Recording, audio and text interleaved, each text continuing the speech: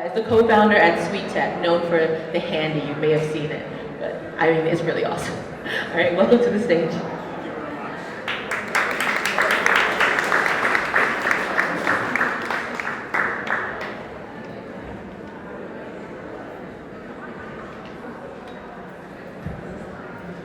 A very proper picture of me, I have to say. Well, first of all, thank you very much for inviting me to present here today. Last week I was in Vienna doing a pitch to a mainstream tech audience. They had no clue what I was pitching. And you can imagine their reaction when I said that I was the CEO and founder of a masturbation company, or a masturbator. That was interesting. I'm going to tell you about the journey of Handy and breaking through the stigmas to being a pioneer in sex tech. So my slides are a bit, they're technical, so I tried to take you through it, but it's important to highlight these technical elements to really understand what we've built. And if anyone in the back cannot hear me, please raise your hand and I'll talk louder. My name is Jens Petter Wilhelmsen, as we say in Norwegian. People call me JP because it's a difficult name to pronounce. I'm the CEO and co-founder of the company behind Handy, an interactive and automatic masturbator. I used to work in finance and management consulting, but ended up making interactive pleasure products. And as many of you guys know, it's much more fun. I call this slide the three naive idiots because back in 2017 when we met, we had no clue what we were about to try and accomplish. But I met this guy, Alexander, who was basically the engineer and the brains behind it. He used to make remote control weapons at a defense company in Norway, but he ended up then making a masturbator. Nikolai to the right, I met him when I facilitated the sale of his company when I was a management consultant. He got bored and reached out to me in 2017 saying, what can we do together? Well, let's make a masturbator. But first of all, I want to, I did some of the same slides last week and I presented this story. I told them I'm going to make all of you a bit uncomfortable, including myself. But I doubt this crowd will be uncomfortable. But when I was 12 years old, I learned how to masturbate. And I enjoyed it so much that I did it over and over again, all the way until my penis swelled. True story. Long story short, I ended up at the doctor's with my dad, having to show the damage. And the reaction from the doctor was, it's a bit early to start playing with yourself, isn't it? JP, 12 years. 25 years later, this was my first meeting with the stigmas around self-pleasure. 25 years later, we've built the tech pioneer within interactive pleasure for penis owners. And what we created is the Handy. This is the Handy, a fully automated masturbation machine for penis owners. It combines the highest quality materials and latest technologies with Scandinavian design to give the ultimate masturbation experience. This one-size-fits-all stroker allows the customer to have complete control of the stroke lengths and rhythm, unlocking a whole new world of sensations. The powerful motor can reach up to 600 strokes a minute, and the versatile sleeve mount means the Handy can be used with almost all sleeves. The movement can be controlled by you, remotely controlled by others, or synchronized with online content such as movies, audio, games, and so much more. The team behind the Handy is on a mission to bridge the gap between reality and fantasy, so that what you see is what you feel. The Handy is not just a company, it's a community of people playing an active role in helping to shape the future of sex toys. So join our community at thehandy.com. So that's the Handy, a new way, yeah. Yay!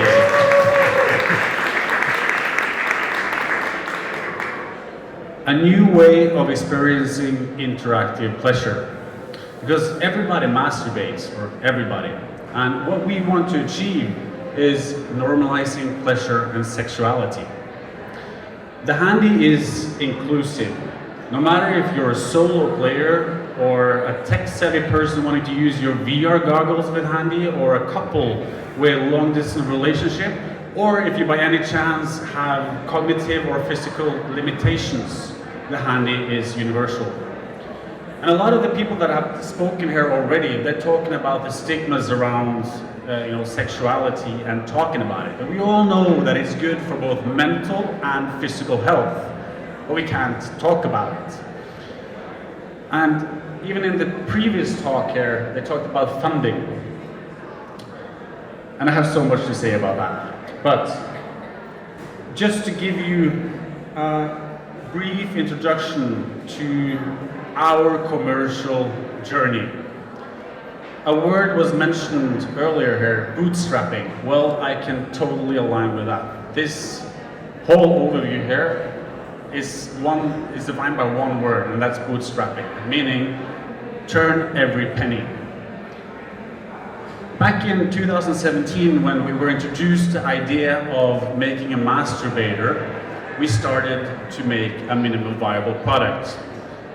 This timeline, the first part, of course, was the MVP and figuring out the production, figuring out how to brand this and the design. Let's see if this works. This version was actually the first Handy version that I tested back in 2018. A 3D printed version with all electronics on the outside, and I tested it. When I gave the thumbs up, the whole development of the hardware started. We spent probably 1.5 years until we completed it.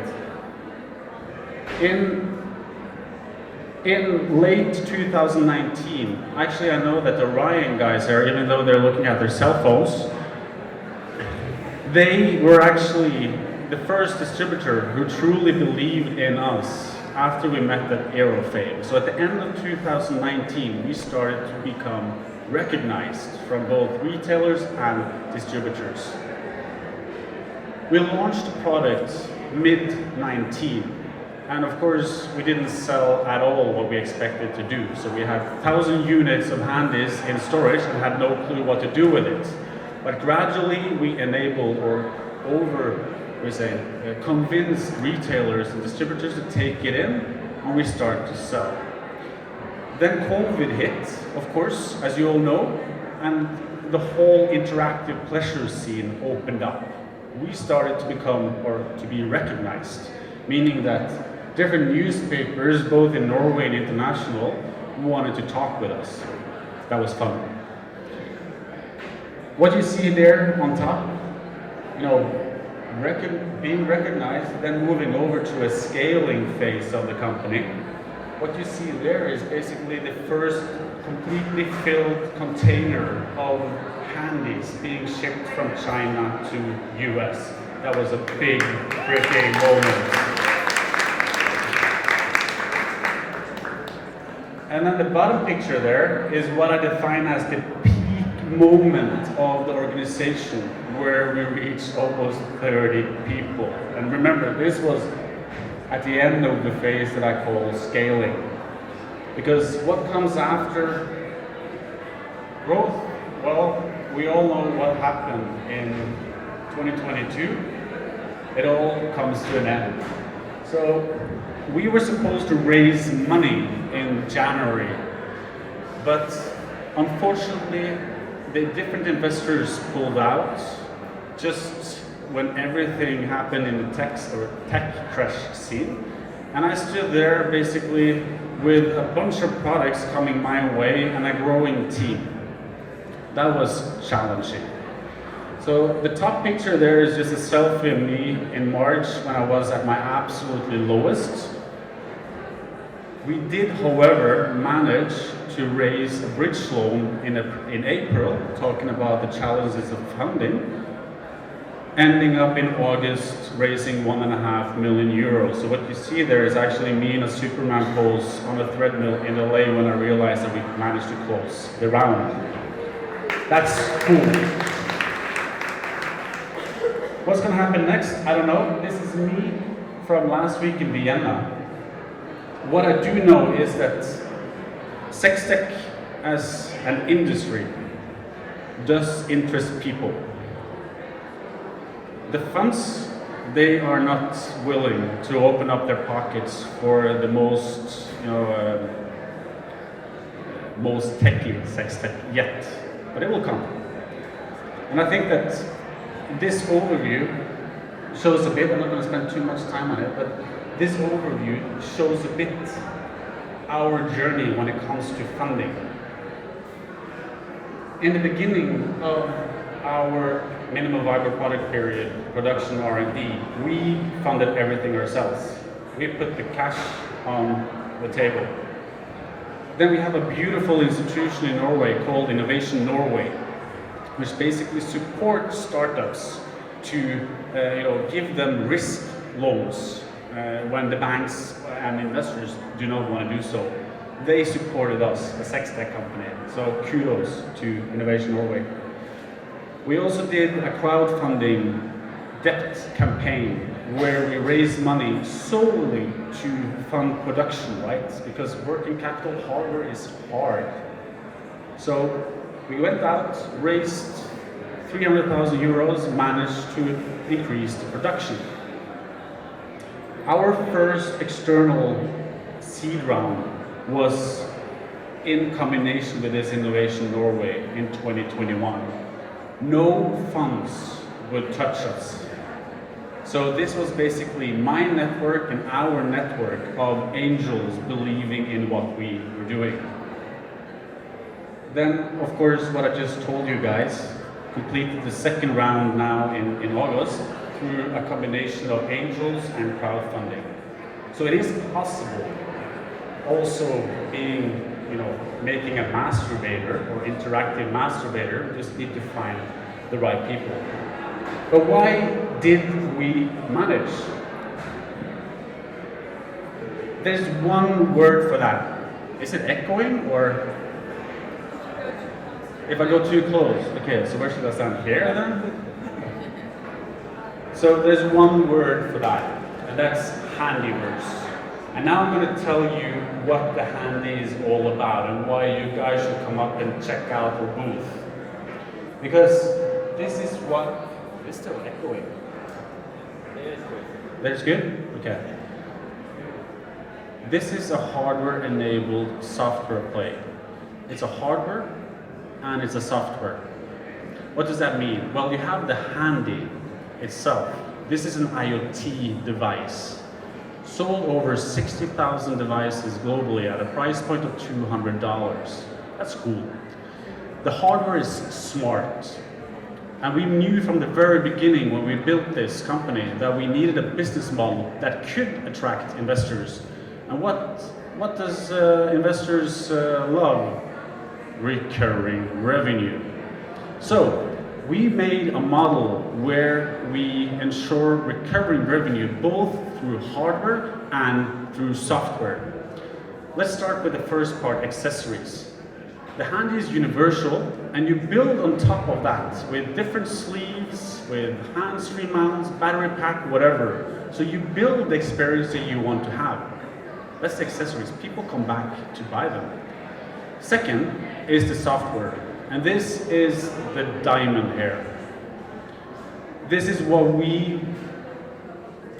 defines interactive pleasure. And this software has been built completely in-house by us. In 3 years' time, this will be our main source of revenue. And yes, you can use VR goggles together with your Handy. But how does synchronization work? To show you that, I think it's better to actually show a video.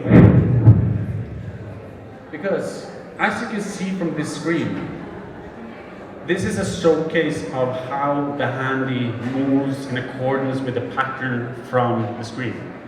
Shit, 5 minutes. What it means is that if this would be a film, then you can imagine the pleasure around having the handy to use with that film. That's synchronization and that's interactive pleasure. The way this is built, I'm going to do this as I'm running out of time.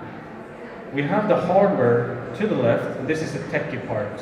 The hardware to the left. In the middle, we have a scalable IoT infrastructure that ensures complete anonymity and zero latency. This is important. If you watch a movie and it's like 2 milliseconds behind with the audio, it ruins the experience. Imagine that when using the handy. To the right, you have an open API. That means several people in here might actually be able to look into connecting to our API, making their content interactive.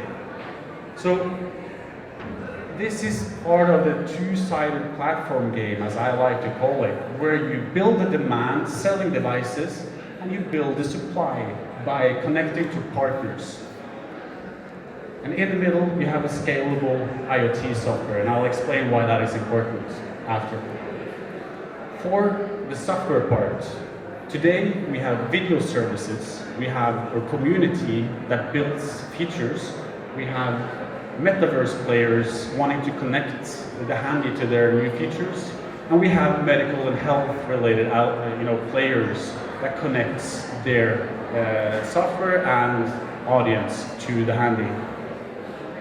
And looking at this, how are we doing today? I'm 100% sure that the future is interactive. Otherwise, I wouldn't be here. And we are in the center of it. Last month, we had over 15,000 unique devices connected to our platform using our services. That's 25% of our installed base. That's a lot, that's a high share. And they're using it repetitively. Even better, remember that synchronization session I used to. Let's call that one online session. That means when you press play, the handy moves. Well, last quarter, we had over 2 million online sessions through our platform. That's a lot of pleasure. So, with these numbers in mind, I'm quite confident to say that we're well on the way to bridge the gap between fantasy and reality. And to sum it up, lessons learned from our journey that might be useful for some. Stay true to what you stand for. We've met a lot of people that wants to bully us because we're small. Well, it didn't work. Don't give up. Persistence is key. This is a journey of ups and downs and roller coaster movements. Spend time on finding the right people. I have Joita with me today. She's my star, or our star. Do not budget cost elements based on high sales estimates. We did that. It almost fucked us over. We managed. I won't do it again. Think long-term value and not short-term gains. We've had a lot of different opportunities to basically go for high volumes within hardware and software, but we said no because we were afraid that it would damage the brand. Long-term value. With that, thank you very much. I hope I was in time.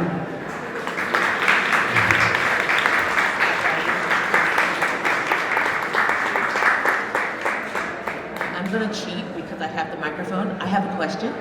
Go on. Are you planning to white label your IoT solution so other people can maybe buy it or integrate it into their own systems? That's a good question. So what we're looking at now, we have several players and brands that want to connect to our platform. So we could basically make other brands interactive with our firmware. So they could buy it, they can basically install our firmware, and then they can basically have the exact same interactive elements as we have. So, of course, it's actually, if you see that one, chip as a service partner. that's one route that we're exploring now, where we could basically install our chip and make their products interactive with ours. Awesome. All right, we're going to open up the floor for other people who are actually here to do questions, ask questions. All right. Was that clear? I mean, it was really on, it had videos, it was interactive. I'm here for it.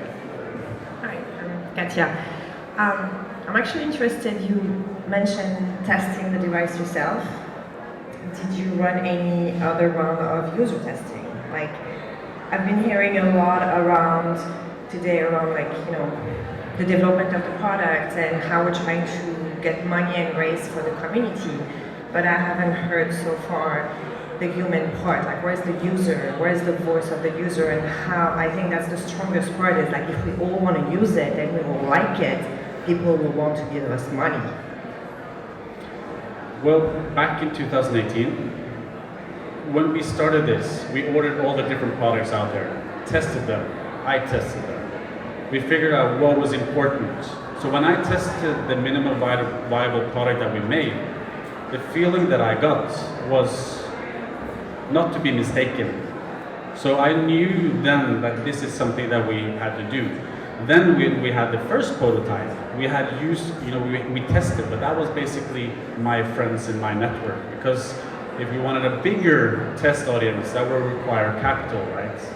So we did not do it the scientifically right way in terms of having a broad audience to test it. But that is something that we, for the next phase, would have to do. Are you gathering content, like feedback from your users right now? Oh yeah, I mean our Reddit community and Discord community, they've been following us since the very beginning. We have almost 15,000 active members on those platforms. They are part of the hardware and the software development. They even make hardware and software for the Handy. Like hands-free mounts, games, whatnot. It's pretty cool.